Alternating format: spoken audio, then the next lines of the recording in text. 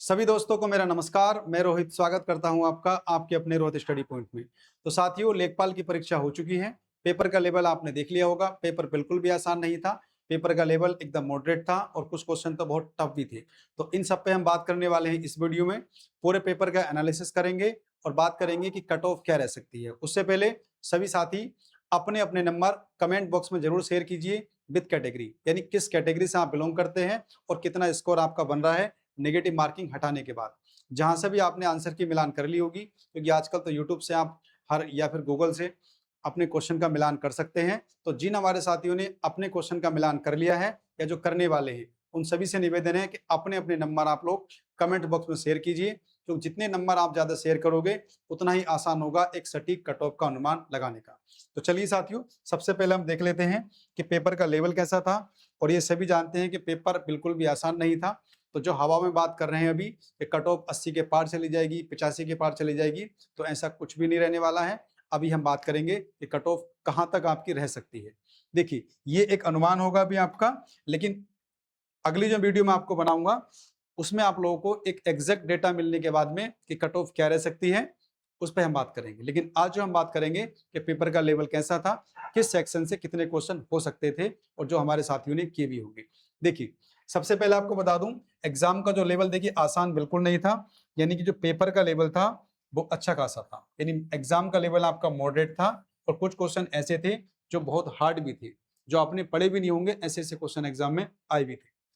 देखिए, सबसे पहले बात कर लें यूपी जीके की। देखिए, यूपी जीके अगर बात की जाए, इससे पहले जो परीक्षाएं हुई हैं उसमें बहुत अच्छे अच्छे क्वेश्चन पूछे गए थे। लेकिन यहाँ पर जो यूपी क्वेश्चन के 20 क्वेश्चन थे, तो 20 में से कुछ ज्यादा हार्ड क्वेश्चन नहीं पूछे गए हैं। आराम से आप लोग 14 के आसपास क्वेश्चन बना सकते हैं। कुछ साथी ऐसे भी होंगे जो 15-16 बना दिए होंगे और कुछ ऐसे भी होंगे जो 12-13। लेकिन मैंने एवरेज मान लिया है कि 14 क्वेश्चन के आसपास क्वेश्चन ऐसे थे जो आराम से बन सकते थे। एक दो क्वेश्चन में सिली मिस्टेक हो जाती है, वो चीजें अलग है, लेकिन ये क्वेश्चन आपके 14 बनने लायक थे, ऐसे क्वेश्चन थे। बात करें कंप्यूटर के, देखिए कंप्यूटर के क्वेश्चन 15 आते हैं। जहां तक जितने भी एग्जाम यूपी ट्रिपल एससी के हैं, तो वहां ये दोनों तो फिक्स हैं, 20 नंबर यूपीजी के और 15 नंबर कंप्यूटर। लेकिन कंप्यूटर के क्वेश्चन यूपीजीएस के मुकाबले बहुत ज्यादा बढ़िया थे। यानी कि बहुत नए नए क्वेश्चन आपको देखने को मिले हैं। और यहाँ अगर आपने ठीक से भी पढ़ा होगा तब भी आप लोग 6 और 7 से ज्यादा नहीं कर पाए होंगे। कुछ 1-2% हमारे बच्चे होते हैं ऐसे जो ज्यादा कर पाए, लेकिन एवरेज में मान कर चल रहा हूं कि इतने ही क्वेश्चन आप लोगों के बन रहे थे, 6 या 7 या फिर 8, इससे ज्यादा नहीं। क्योंकि कंप्यूटर क्वेश्चन बहुत बढ़िया बढ़िया थे। अगर बात करें हम डीआई की, तो डीआई से 10 क्वेश्चन पूछे गए थे और डीआई से 2 डीआई आई थी आपकी। और दोनों थोड़ी थोड़ी कैलकुलेटिव थी, लेकिन इतनी मुश्किल नहीं थी। आराम से आप उन्हें बना सकते हो क्योंकि 2 घंटे का समय है। 10 ही क्वेश्चन आपके मैथ्स या डीआई के मान कर चलो आप लोग, तो आराम से समय लेके आप आराम से बना भी लिए होंगे। 10 क्वेश्चन बना लिए होंगे। एक आध में गलती हो जाती है, फिर भी मैं 9 मान लेता हूँ ना। एक आध में या फिर ऑप्शन भरते समय या सिली मिस्टेक या फिर कैलकुलेशन में, फिर भी हमने 9 क्वेश्चन मान लिए कि 9 क्वेश्चन पूरे पूरे करने वाले थे। बात करें साथियों हिंदी की, तो हिंदी भी कुछ ज्यादा टफ नहीं थी। 10 क्वेश्चन हिंदी के आए थे। उसमें 1-2 क्वेश्चन ऐसे थे जो कंफ्यूज कर सकते थे। यहाँ पे 1-2 क्वेश्चन यदि कम कर लें हम लोग, तो यहाँ भी मान के चलिए आप लोग 9 या फिर 8, यानी इसी के आसपास आप लोग ने किए भी होंगे। क्योंकि हिंदी क्वेश्चन बहुत ज्यादा हार्ड नहीं थे, क्योंकि ऑप्शन इस तरह से थे कि वो बन जाते ऑप्शन से। ईवीएस की बात करें, यहाँ क्वेश्चन बहुत ज्यादा हार्ड थे।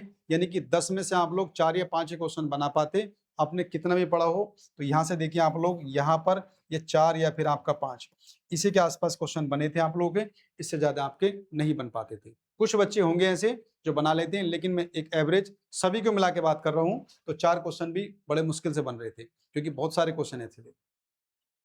अब जी के जीएस की बात कर लें, तो देखिए इसको मिलाकर के, सभी चीजों को मिलाकर, चाहे वो हिस्ट्री हो, ज्योग्राफी हो, कॉन्स्टिट्यूशन हो या फिर करंट अफेयर हो, इन सबको मिलाकर 35 के आसपास क्वेश्चन आए थे। और यहाँ कुछ क्वेश्चन बहुत बढ़िया पूछे गए थे, कुछ क्वेश्चन नए भी थे और कुछ क्वेश्चन थोड़े मतलब कंफ्यूज करने वाले भी थे। जैसे कि वो क्वेश्चन था गफ्फार खां वाला। कुछ हमारे साथियों ने वो क्वेश्चन पूरा पढ़ा भी नहीं होगा और उस पर आंसर लगा दिया होगा, ठीक है, जबकि उसका ई आंसर हो जाएगा। तो ऐसे छोटी छोटी मिस्टेकें हो जाती हैं। तो यहाँ भी मानकर चलिए आप लोग, अगर 35 में से अगर 22-23 क्वेश्चन आप लोगों ने बना लिए, तो ठीक है, तो इतना ही स्कोर आप मान के चलिए। क्योंकि यहाँ नेगेटिव मार्किंग भी है, ऑप्शन 5 होते हैं। तो हमेशा हमारे मन में एक डाउट रहता है, कहीं ई वाला तो सही नहीं है। तो देखिए, दूसरी परीक्षाएं जो है वहां नेगेटिव मार्किंग नहीं होती है, 4 ऑप्शन होते हैं, यहाँ 1/4 की नेगेटिव मार्किंग भी है और ऑप्शन 5 भी है। और ऊपर से पेपर का लेवल भी आपका मॉडरेट था, एकदम ऐसा आसान हलवा नहीं था। देखिए डीआई और हिंदी हलवा आने से पूरा पेपर हलवा नहीं है आपका। बाकी जो जब जीएस में आप घुसते हैं ना, तो देखिए वहाँ सिली मिस्टेक हो जाती है, आते-आते क्वेश्चन आपके गलत हो जाते हैं। तो अभी ये अगर साथियों ने इतने नंबर अपने-अपने सेक्शन में बनाए हैं, तो यकीन मान के चलिए कि आपका कट ऑफ में आने के पूरे-पूरे चांस हैं। यानी कि मोटा-मोटा आपको बता दूं मैं कि जिन साथियों के भी नंबर 65 के आसपास हैं, ठीक है? यानी कि 65 प्लस या 1-2 नंबर इससे कम ज़्यादा है, तो जिनके भी नंबर 65 के आसपास बन रहे हैं, यानी कि 62, 63 या फिर 65, 66, 67, तो उनके अभी पूरे-पूरे चांस हैं कि लेखपाल में उनका सिलेक्शन हो सकता है। लेकिन अभी डाटा जितने नंबर आप मुझे अपने शेयर करोगे कमेंट बॉक्स में विद कैटेगरी, आप किस कैटेगरी से बिलोंग करते हैं, आपके मार्क्स कितने बन रहे हैं, और याद रखना ये नेगेटिव मार्किंग हटाने के बाद है। और आप भी जब अपने नंबर शेयर कीजिएगा तो नेगेटिव मार्किंग हटाने के बाद कीजिएगा, तभी एक सही अनुमान लग पाएगा कि कट ऑफ क्या रह सकती है। अभी आंसर की भी आनी बाकी है, तो अभी 1-2 दिन वेट कीजिए, अपने नंबर शेयर कीजिए, उसके बाद में सब चीज़ देखने के बाद में फिर एक वीडियो बना देंगे आपकी कट ऑफ क्या रह सकती है।